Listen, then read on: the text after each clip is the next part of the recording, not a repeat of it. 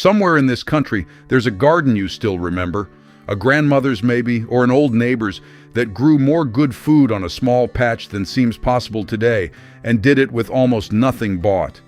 No fancy tools, no shelf of bottles, just a few plain, clever ways of doing things, handed down and quietly relied on. That made all the difference between a garden that struggled and one that fed a family. I want you to stop and think about this for a second, because here's the truth of it. A successful garden was never about spending more. It was about knowing a handful of simple tricks: where to save water, how to wake a stubborn seed, how to make more room, how to plan ahead, the small old wisdoms that folks used to learn at their mother's elbow, and most of us never got taught at all. So today I'm giving you 10 of them, plain and useful, the kind of thing that turns a hard gardening year into an easy one. Let me tell you who I am. My name is Jacob Miller. I'm an Amish farmer out in the Holmes County settlement here in Ohio, and my wife is Rebecca. These are honest, thrifty, old-fashioned ways. Nothing to buy, nothing wasted. The plain good sense of the old farm gardens. Before we get into it, if you like learning the old ways of doing things, do 2 small things for me. Tap that like button down there. It helps this little channel more than you'd ever guess. And subscribe so you can keep learning right alongside Rebecca and me. That's all I'll ask. Now let's get into the 10. Number 1, deal with aphids the gentle way. And this is the most important of all. When you find a plant crawling with aphids, don't reach for poison, for the poison kills the ladybugs and bees that are your friends right along with the pests. Instead, mix a little plain, mild soap and water and wipe or spray it right on them. And mind you get the undersides of the leaves, for that's exactly where they hide. The soap melts their waxy coat and they dry out, and it harms nothing else. Do it in the cool of the evening, never the hot sun, and rinse the plant after. Simple, free, and it spares the good bugs that were about to solve the problem for you anyway. Number 2, make water reservoirs from plastic bottles. If you garden in a hot spot, thirsty plants like cucumbers and tomatoes dry out fast, and that costs you crop and quality. So here's the fix, for nothing. Take a plastic bottle, drill a few small holes in the cap, and cut the bottom off. Sink it upside down into the soil beside your plant before planting, leaving about an inch poking up. Keep it filled, and the water seeps slowly out down deep where the roots are, and the plant drinks just what it needs. It waters at the root, wastes almost nothing to the sun, and keeps a plant steady through a hot, dry spell. And you'll water far less often, for that buried bottle feeds it slow and steady for days at a time. Number 3, reuse the water from your kitchen. Every day, good water goes down the drain that your garden would be glad of. Save the water you boiled your vegetables in. Let it cool and pour it on your beds and pots. It carries a little goodness from the veg besides. And if you use a plain plant-based dish soap, that wash water can go on the garden too. One honest caution, and mind it. Don't use water you've washed a lot of dairy or meat grease in. You don't want those in your soil. Plain veg water and gentle wash water only. Number 4, soak hard seeds before you sow. Some seeds, peas and sweet peas especially, have a hard coat on them. And once they're in the ground, it takes a good while for that coat to soften before they'll even start. Give them a head start. Soak the seed overnight in lukewarm water, then plant as usual. The water works into the seed while it soaks, so it wakes and comes up days sooner instead of sitting in cold soil. Number 5, start peas and beans in cardboard tubes. Now, beans and peas don't like their roots disturbed, so the common advice is to sow them right where they'll grow and never transplant. But that has its troubles. The seed can rot in cold spring soil, and where one fails, you get a gap in the row.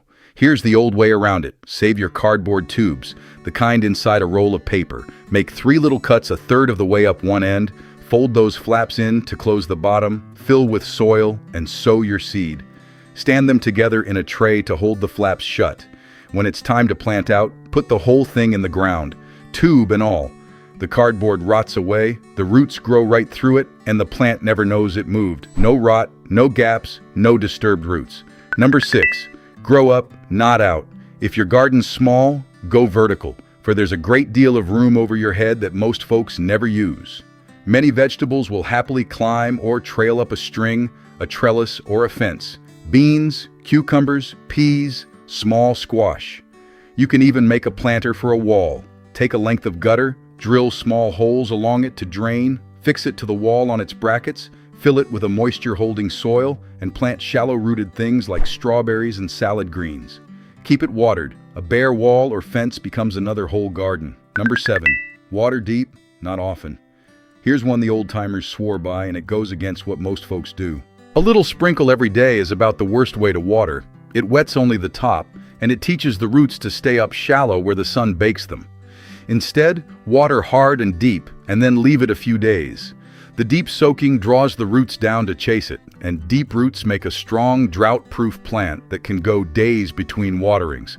Less watering, and a tougher plant, from doing it deep instead of often. Number 8. Thin your seedlings, hard as it feels. When you sow a row and a whole crowd of seedlings comes up close together, you must pull out most of them. And I know it feels a shame to pull a healthy little plant.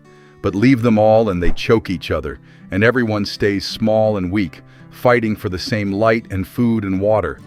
Thin them to a proper spacing, leaving the strongest, and the ones that remain grow big and full and healthy.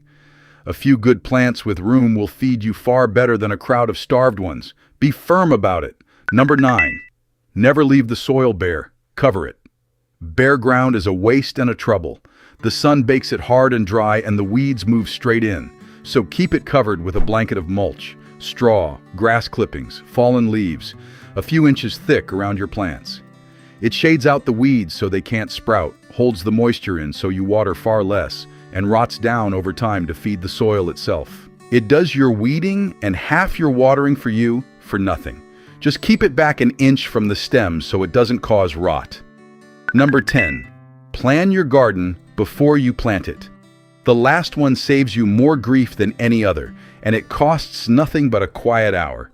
Think the whole thing through on paper before you ever put a seed in the ground. A little planning keeps you from sowing at the wrong time, or spacing things too tight, or, most important, forgetting to rotate your crops. Never grow the same thing in the same spot 2 years running, or the soil tires and the pests and diseases settle in and wait for it. Move your crops around each year, the beans where the tomatoes stood, the roots where the beans were, and the soil stays strong and the pests never get a foothold. And plan your succession too, so the moment one crop comes out, you've another seedling ready to drop straight into the gap and never waste a week of good ground. Plant it and you get the most food your space can possibly give, with the least of it lost to bad timing and forgetful mistakes. Now here's where it all comes together. Deal with aphids gently, with soap not poison. Water deep from a buried bottle and reuse the water from your kitchen. Soak your hard seeds and start your peas and beans in cardboard tubes. Grow up a wall when the ground runs short. Water deep and seldom. Thin your seedlings without mercy and never leave the soil bare. And plant it all out ahead and rotate your crops year to year. 10 simple old ways, nothing bought, nothing wasted, that turn a struggling garden into a generous one. And here's the heart of it. Not one of these costs you $1. They're not tricks for spending more. They're tricks for knowing more. The small wisdoms the old gardeners leaned on that we were simply never taught.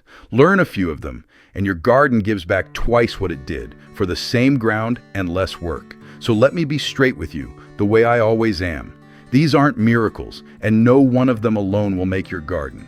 But put them together, the deep water, the covered soil, the good planning, the gentle hand with the pests, and you'll have a healthier, fuller, easier garden than you've ever grown, and you'll have spent next to nothing getting it. So here's what I'd have you do this week. Don't try all 10. Pick 2. Sink a bottle reservoir beside your thirstiest plant, and lay a good blanket of mulch over one bare bed. That's your week. Nothing bought, an afternoon's work, and you'll see the difference by month's end. And bring the little ones in on it. Let them fill the bottle reservoirs and fold the cardboard tubes and help plan the beds on paper. What they're learning under it all is that a good garden comes from knowing and caring, not from buying. And that's a lesson that outlasts any summer. Now I'd love to hear from you. Tell me down in the comments, what's your own top gardening trick? The one you'd pass on? Share it down there with the rest of us. Those old ways slip away for good when nobody writes them down. And I read everyone. Learn these, hand them on, waste nothing, and grow more than you need. So you can share the harvest with the people you love.